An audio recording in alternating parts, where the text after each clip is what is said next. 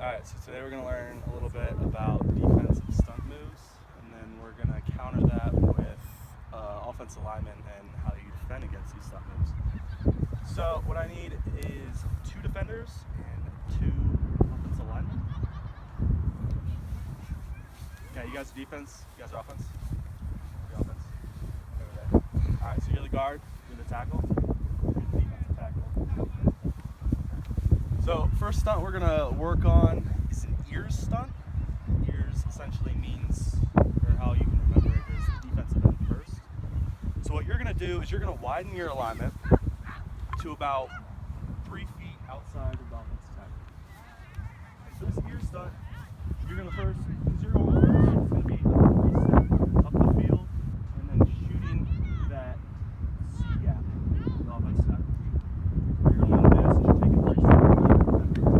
Outside of the back. You want to time it up so it's just 1, 2, 3, and the tackle is going to be setting, and then you shoot that gap. You are going to try to gain the attention of the guard for about a 2-second count.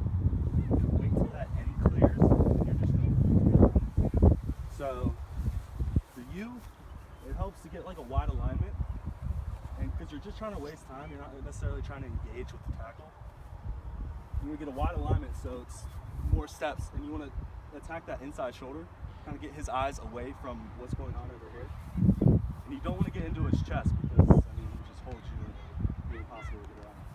What you want to do is keep active hands, active feet, 2-second count, and then you're going to come tight off that defensive end's hip. So you guys want to run through it real quick? You guys just set normal. You know how offensive tackle sets? Just kick back, yeah. Pretend it's man-to-man, so kind of go with it and allow the stunt to work for now. Just full speed. No, you guys can do 50% speed. Alright. Set. Hey. Okay. So Mitch, you want to try to feed him to that spot. So feed him back. You want to kick back pretty far. And Logan, you just want to flatten that core side a little bit. It seems like you kind of just round it in. Okay. But just flatten. And if you need to, you got to duck that inside shoulder, the outside shoulder. Yeah. Try to keep your hands off him. So run through one more time. Set. Hit. There you go. That's good. You're a little bit wide in your alignment. A little too wide in the alignment. So just bring it down to 2 feet outside the tackle. Okay. And since we're going about 50%, try to make those initial 3 steps kind of choppy. Okay. So 1, 2, 3. Okay. You want to get to like this step. Don't bring it too far. One more time. Set. Hip. There you go. There you go.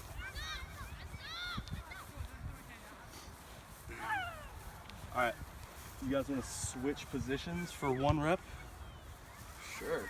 There you go. Yeah. Hopefully you guys got everything. Wind your alignment a little bit better. Yeah. Remember, outside foot back. 3 short steps. Okay. Set. There you go. Mitch, ideally you want to hit that C gap. Yeah. Yeah. And then make sure you keep tight. One more time.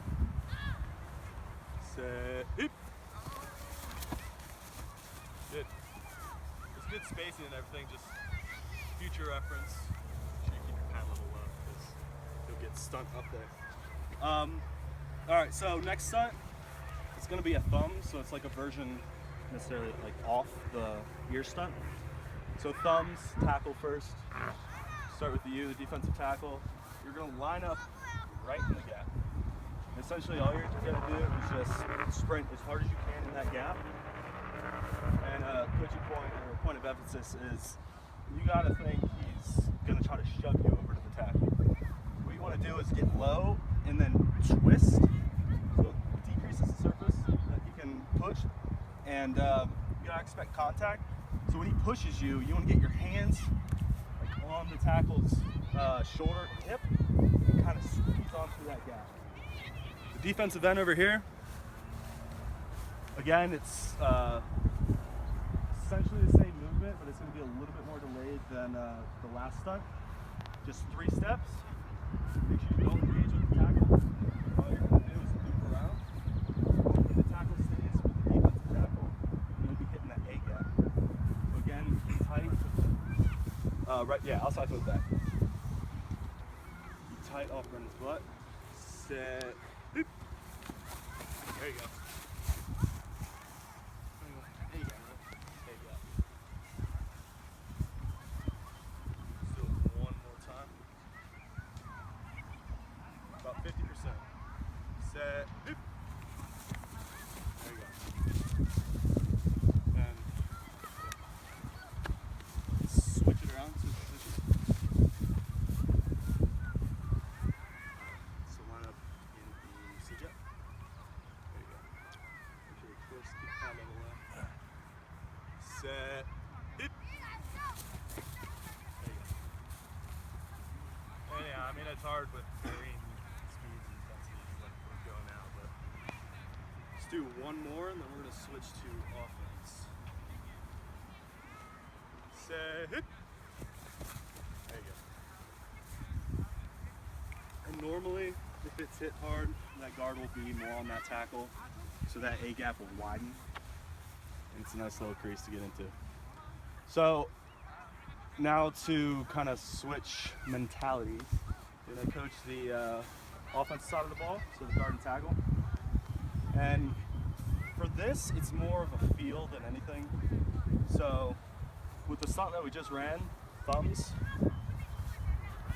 the tackle's got to realize that the defensive end is delaying a little bit and he's not rushing full go. So when he sees that and he's not engaged yet, his eyes need to focus here. He needs to turn back here because he needs to know something's coming. For the guard, it's the hardest spot, or the hardest thing to do, because when you got a 300-pounder running as fast as you can in the gap, it's a little hard to move him. But his responsibility is, when he does that, he needs to get his hands on him and kind of shove him over to the tackle. So he needs to create some distance. So you guys, it's lower, go less than 50%. And as a defense, kind of let them do. So set, hit. There you go. And Mitch, a useful technique could be like a big arm, even on the offensive side of the ball. So when he hits you, you got to get your body position for him avoiding the gap. So what you can do is just throw a big arm and kind of get back into position so you're in front of the defender. The defender can take it and toward that. But don't go full gap. One more time. Set. Hit. No.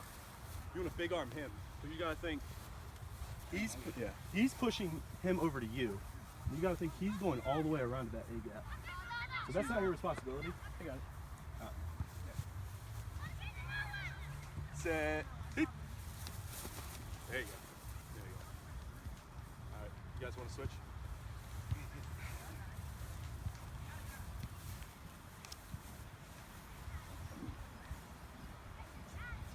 Set. Hit.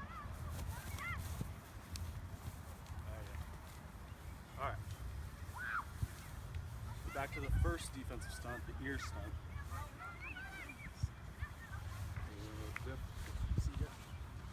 Yeah. Make it short, quick, choppy steps. Brendan, you're going to loop around. So for this one, you can kind of go about it 2 different ways. It depends on how the tackle takes the initial movement. So say, take your 3 quick steps and come in. The tackle sees this right away, and he gets in it. He can stay with his man, and what you would have to do is you would have to see that and realize that the tackle is not engaging in you, and you guys can kind of flip spots, flip positions. So when he loops around, you can track your guy if the tackle gets him stopped, and just track your guy and be man for man. But if not, I mean, it's similar to the last time. Take your 3 steps at me. The tackle can necessarily just push It doesn't even need to be that big because you got to think he's coming flat and you're not being engaged at all. So as the tackle in the last stunt, what you need to do, you need to feel that he's not engaging with you, and then your eyes need to go to the outside. So if he sees that, the guard can just turn and pick up the end, and yeah, then the tackle obviously would see that as well and just pick up the looping tackle. But stay man-man, so track your guy for the first one. Set, hit. Yeah, there you go. That's pretty good. All right, now try to pass it off. You do the same. You do the same thing. Set, hit. There you go. Good. You guys wanna flip positions? Last thing we got. Want man to man? Man to man, track your guy. 2 reps. Set, hit. There you go. And then kind of a gap scheme. So pass it off. Set, hit. There you go. All right, good. So yeah, just main coaching point, defense. I mean, your steps and your timing are vital, and you got to think if you don't do your job, the entire stunt in itself won't work. And then like with the offensive side of the ball, it's a feel and it's like a recognition of how the guy's playing. And if something's a little off to what he's normally doing, then you got to think something's coming up. Yeah, good job.